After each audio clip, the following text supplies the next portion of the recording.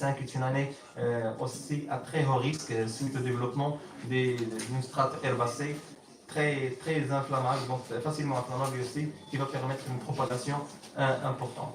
Donc une vigilance accrue devrait être maintenue puisque le risque saisonnier reste tributaire des conditions climatiques et aussi des conditions météorologiques qui vont être enregistrées pendant le mois de juillet, août et septembre. Donc aujourd'hui, il y a eu la tenue de la réunion du comité directeur des incendies de forêt. Donc c'est une réunion qui nous permet de faire le point sur le bilan des incendies de forêt à l'échelle nationale et aussi de voir le degré de préparation pour l'année 2025.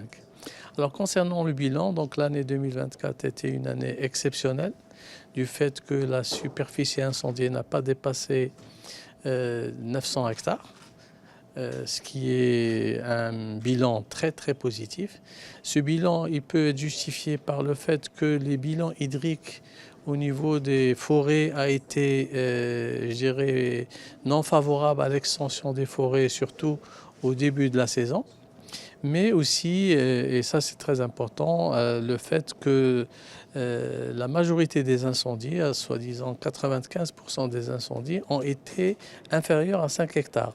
Ce qui dénote donc de la rapidité de l'intervention et donc de l'efficacité de tout le process donc, que nous avons mis en place avec nos partenaires. Nous notons aussi que pour 2025, nous avons deux paramètres, un positif, un négatif. Le positif, c'est que le bilan hydrique aujourd'hui, il est bon. Donc ça veut dire qu'il y a un degré d'humidité au niveau des forêts suffisamment élevé qui limite la propagation des incendies de forêt. Et donc jusqu'à maintenant, on observe encore quelques précipitations. Mais l'aspect négatif, c'est qu'il y a développement de la strate herbacée, donc beaucoup d'herbes, qui est aussi très inflammable et qui peut induire donc une rapidité dans la dissémination des incendies. Donc bien sûr, nous suivons de très près ces deux paramètres, mais le plus important, c'est que tous les opérateurs qui sont impliqués dans la gestion des incendies de forêt sont très près, donc sont disposés à agir dans le cadre bien sûr de dispositifs nationaux et qui permet bien sûr une meilleure coordination entre les différents intervenants. Il y a aussi un aspect important qui est la sensibilisation du public.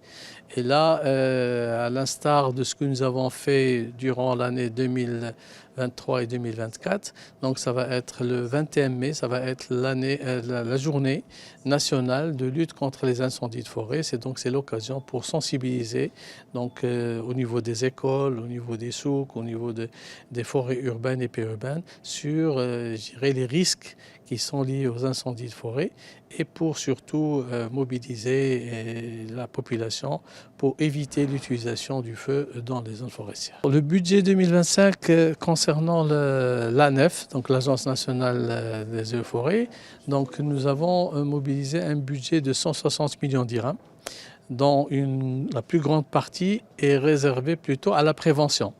Donc, qui dit prévention, dit aménagement des pistes, aménagement des tranchées par feu, des points d'eau.